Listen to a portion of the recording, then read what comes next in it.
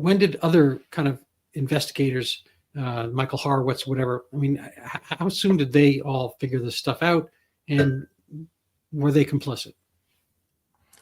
The answer is we don't know in many of these cases. So we know about this July 28th briefing. We know that Strzok knew, we knew that Comey knew, we know that Obama knew, we know that Brennan knew, and probably various other people in that orbit.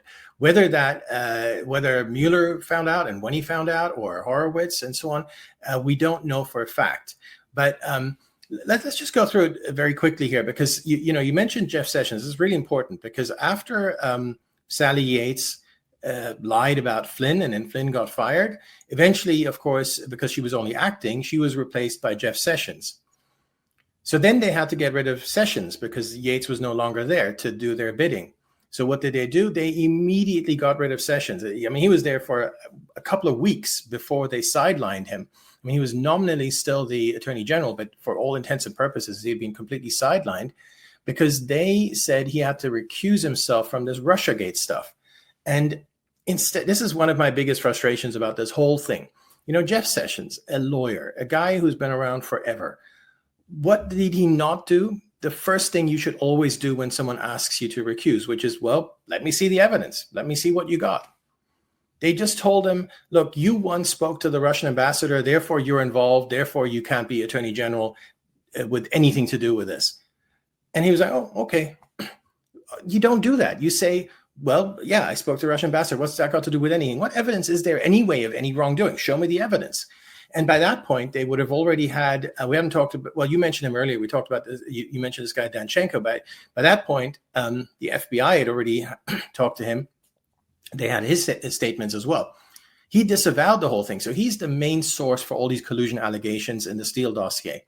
He's the guy who supposedly came up with all these stories about Trump peeing on a bed and being spied on by the Russian security services, and all these lurid, horrible stories. And of course, collusion, and this has been going on for many years and so on. So this is the guy. This is the guy who supposedly told Steele all of this stuff. He's your linchpin in a way in terms of a source. Well, he told the FBI on January 24th, 2017, very early on in the Trump administration, that none of it was true. This is just made up stuff. And that should have been the end of it, obviously. And by that point, we're not just talking about the major players like Comey and Obama and so on. We're talking about a whole bunch of people who were in the room. We're talking about FBI agents, a guy called Soma, a guy called Pienka, and various other people who by that point knew what the whole thing was. And yet, no one said. And then when Sessions recused, no one told Sessions, by the way, the whole thing is a hoax. And we already knew that back from July. And anyway, we know it doubly so now because the main source has told us the whole thing was a hoax. So sorry, they didn't tell Sessions that. They said, you got to recuse. And he never asked any questions. And then in terms of what happened after that, in very short order, they Comey announced that there was this investigation, this Russia collusion investigation. He'd always said, no, the FBI doesn't talk about ongoing investigations, but in this case, he made an exception. And then in very short order, they got this Mueller guy appointed.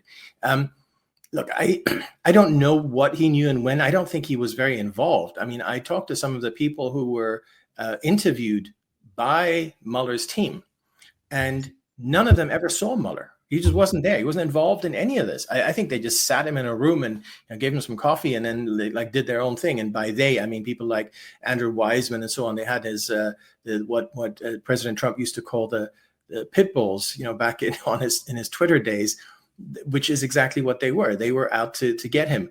He was smart. These were smart guys. They might not have known about the briefing that Obama had about this being a hoax confirmed, but all this other stuff, they would have known about Danchenko disavowing everything.